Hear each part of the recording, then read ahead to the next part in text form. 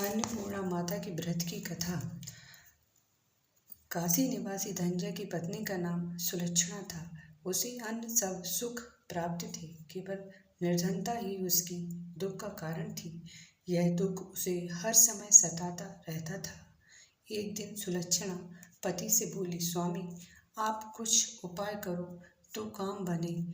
इस प्रकार कब तक काम चलेगा? सुलक्षणा की बात धनंजय के मन में बैठ गई और वह उसकी दिन विश्वनाथ शंकर को प्रसन्न करने के लिए पूजा में बैठ गया और कहने लगा, हे देवाधिदेव विश्वेश्वर, मुझे पूजा पाठ कुछ आता नहीं है, केवल आपके भरोसे बैठा हूँ।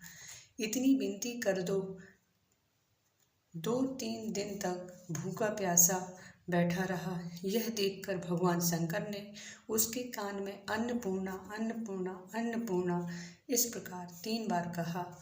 यह कौन कह गया? इसी सोच में धनंजय पड़ा था कि मंदिर से आते ब्राह्मणों को देखकर पूछने लगा, पंडित जी, अन्नपूर्णा कौन है? ब्राह्मणों ने कहा, तू अन्न छोड़ बैठा है, सो तुझे अन्न की ही बात सूझती है। जा, घर जाकर अन्न ग्रहण कर। धनंजय घर गया और पत्नी से सारी बात कही। वह बोली, नाथ चिंता मत करो, स्वयं शंकर जी ने यह मंत्र दिया है, वे स्वयं ही इसका खुलासा करेंगे। आप फिर जाकर उनकी आराधना करो। धनंजय फिर जैसे का तैसा पूजा में बैठ गया। रात्रि में शंकर जी ने आज्ञा दी कि तू पूर्व दिशा चला जा। वह अन्नपूर्णा का नाम जपता जाता और रास्ते में फल खाता, झरनों का पानी पीता जाता। इस प्रकार कितने ही दिनों तक चलता गया। वहाँ उसे चांदी सी चमकती वन की शोभा देखने में आई। सुंदर सरोवर देखने में आया। उसके किनारे कितनी ही अप्सराएं झुंड बनाए बैठी थीं। एक कथा कहती थी और बाकी सब माँ अन्नपूर्णा माँ अन्नपूर्णा इस प्रकार बार बार कहती थीं। अघन मास की उजियारी रात थी और आज से ही इस व्रत का आरंभ था। जिस शब्द की खोज करने वह निकला था, वह उसे वहाँ सुनने को मिला। धनंजय ने उनके पास जाकर पूछा, हे देवियों, आप यह क्या करती हो? उन सब ने कहा, हम माता अन्नपूर्णा का व्रत करती हैं। इस पर धनंजय ने फिर पूछा, व्रत करने से क्या होता है? यह किसी ने किया भी है? इसे कब किया जाए? कैसा व्रत है और कैसी विधि है? मुझसे भी कहो। वे कहने लगी, इस व्रत को कोई भी कर सकता है। 17 दिन तक के लिए 17 गांठ का सूत्र लेना चाहिए। 17 दिन यदि ना बने तो 1 दिन उपवास करें। यह भी ना बने तो केवल कथा सुनकर प्रसाद लें। निराहार रहकर कथा कहें। कथा सुनने वाला कोई ना मिले तो पीपल के पत्ते को रख सुपारी या कुमारी गुबार पाठा वृक्ष को सामने कर, दीपक को साक्षी कर, सूर्य, गाय, तुलसी या महादेव को बिना कथा सुनाए मुख में दाना न डालें। यदि भूल से कुछ पड़ जाए तो 1 दिवस फिर उपवास करें। व्रत के दिन क्रोध न करें और झूठ ना बोलें। धनंजय बोला, इस व्रत के करने से क्या होगा? वे कहने लगी, इसके करने से अंधों को नेत्र मिले, भूखों को अन्न मिले, निर्धन के घर धन आए, बांझी को संतान मिले, मूर्ख को विद्या आए। जो जिस कामना से व्रत करे, माँ उसकी इच्छा पूरी करती हैं। वह कहने लगा, बहनों, मेरे पास भी धन नहीं है, विद्या नहीं है, कुछ भी तो नहीं है। मैं तो दुखी ब्राह्मण हूँ। मुझे इस व्रत का सूत्र दोगी? हाँ भाई, तुम्हारा कल्याण हो, तुम्हें देंगी। लो, इस व्रत का सूत्र लो। धनंजय ने व्रत किया। व्रत पूरा हुआ तभी सरोवर में से 21 खंड की सुवर्ण सीढ़ी हीरा मोती जड़ी हुई प्रकट हुई। धनंजय जय अन्नपूर्णा कहता जाता था। इस प्रकार कितनी ही सीढ़ियां उतर गया तो क्या देखता है कि करोड़ों सूर्य के समान प्रकाशमान मां अन्नपूर्णा का मंदिर है।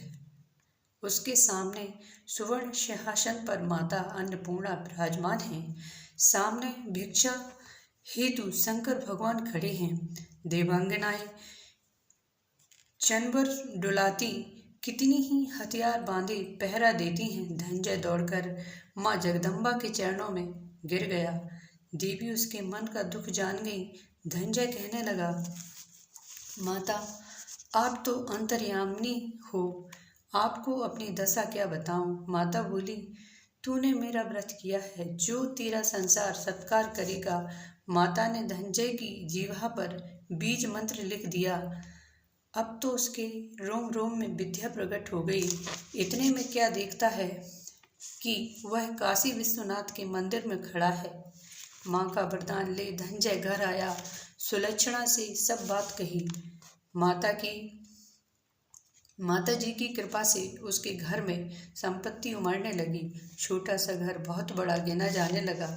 जैसे शहद के छत्ते में मक्खियाँ जमा होती हैं, उसी प्रकार अनेक सगे संबंधी आकर उसकी बड़ाई करने लगे। कहने लगे, इतना धन और इतना बड़ा घर, सुंदर संतान नहीं तो इस कमाई का कौन भोग करेगा। सुलक्षणा की संतान नहीं है, इसीलिए तुम दूसरा विवाह करो। अनिच्छा होते हुए भी धनंजय को दूसरा विवाह करना पड़ा और सती सुलक्षणा को मौत का दुख उठाना पड़ा। इस प्रकार दिन बीतते गए। फिर अगहन मास आया।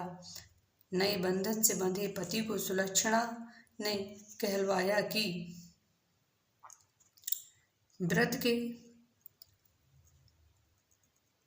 प्रभाव से हम सुखी हुए हैं, इस कारण यह व्रत छोड़ना नहीं चाहिए। यह माता जी का ही प्रताप है जो हम इतने संपन्न और सुखी हैं। सुलक्षणा की बात सुन धनंजय उसके यहाँ आया और व्रत में बैठ गया।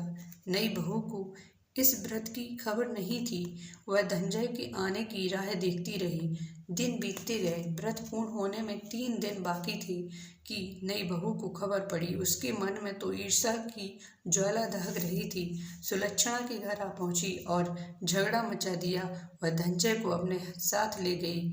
नए घर में धनंजय को थोड़ी देर के लिए निद्रा ने आ दबाया। इसी समय नई बहू ने उसका व्रत का सूत्र तोड़ कर आग में फेंक दिया। अब तो माताजी का कोप जाग गया। घर में अकस्मात आग लग गई। सब कुछ जलकर खाक हो गया। सुलक्षणा जान गई और पति को फिर अपने घर ले आई। नई बहू रूठकर पिता के घर जा बैठी। संसार में 2 जीव थे, उनमें से एक ही रह गया। पति को परमेश्वर मानने वाली सुलक्षणा बोली, नाथ घबराना नहीं, माताजी की कला अलौकिक है। पुत्र को पुत्र हो जाता है पर माता को माता नहीं होती। अब आप श्रद्धा और भक्ति पूर्वक आराधना शुरू करो, वे जरूर हमारा कल्याण करेंगी। धनंजय फिर माता के पीछे पड़ गया।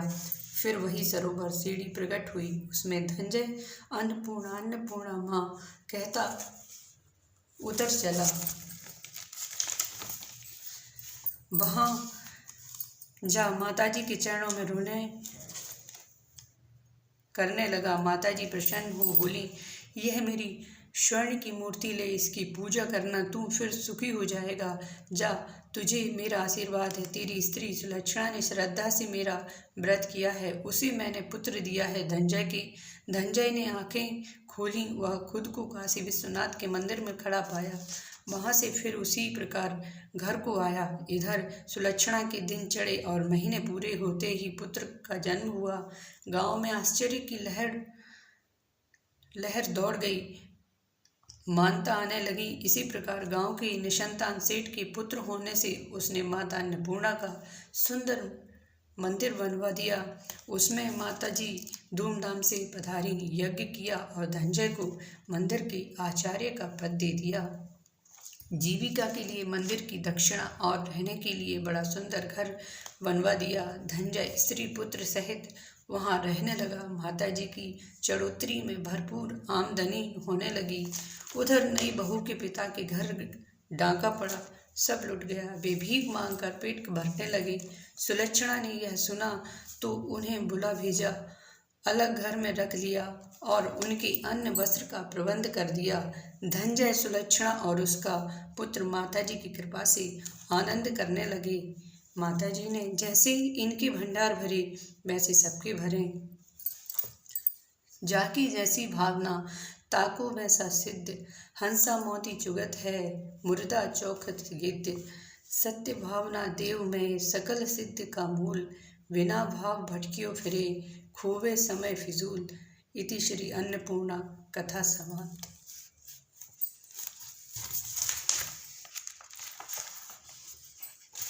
अन्नपूर्णा स्तोत्र की महिमा। मन को सांसारिक पदार्थों से हटाकर उस जगजननी जगदीश्वरी की ओर लगाने का सबसे अच्छा उपाय भक्ति है। जिस समय मनुष्य भक्ति भाव से प्रेम आनंदित हो किसी देवता अथवा देवी की स्तुति करता है, उस समय जो आनंद, जो रस, जो भक्त को आता है वह अवर्णीय होता है। पूज्यपाद भगवान श्री शंकर आचार्य जी प्रणीत अन्नपूर्णा स्तोत्रों में एक अपूर्व स्तोत्र है। इस अन्नपूर्णा स्तोत्र के श्रद्धापूर्वक निरंतर प्रातःकाल पाठ करने से गिरिराजकुमारी पार्वती प्रसन्न होकर धन धान्य आदि से अपने भक्त को परिपूर्ण करती हैं। जो मनुष्य सहज में थोड़े परिश्रम से ही अपने दुख दारिद्र्य का अंत चाहता है, वह जग जन्माता श्री अन्नपूर्णा देवी की आराधना को ही अपना सर्वोपरि महान धर्म एवं कर्तव्य बना ले। ऐसा करने से मनुष्य का दुख जीवन सुखदायक हो जाता है और उसका जीवन एक सात्विक जीवन बन जाता है। अन्नपूर्णा माता की आरती। जय अन्नपूर्णा माता मैया, जय अन्नपूर्णा माता, ब्रह्म सनातन देवी शुभ फल की दाता, मैया शुभ फल की दाता, आर्य कुल पदम विनाशिनी, जय सेवक त्राता, जग जीवन जगदम्बा हरिहर गुण गाथा, मैया हरिहर गुण गाथा, सैकों वाहन साजे कुंडल है साथा, देवी वृंद जस गावत नृत्य करत ताथा, मैया नृत्य करत ताथा, सदयुग रूप शील अति सुंदर, नाम सती कहलाता, है माँ चल घर जन्मी सखियन संग राता, मैया सखियन संग राता, शुंभ निशुंभ विदारे है माँ चल स्थाता, सहस्त्र भुजा तनु धर के चक्र लियो हाथा, मैया चक्र लियो हाथा, सृष्टि रूप तू ही है जननी शिव संग रंग राता, नंदी भृंगी बीन लही है हाथन मद माता, मैया हाथन मद माता, देवन अरज करत तव चित को लाता, गावत दे ताली मन में रंग राता, मैया मन में रंग राता, श्री प्रताप आरती मैया जी की जो कोई गाता, सदा सुखी नित रहता सुख संपत्ति पाता, मैया सुख संपत्ति पाता।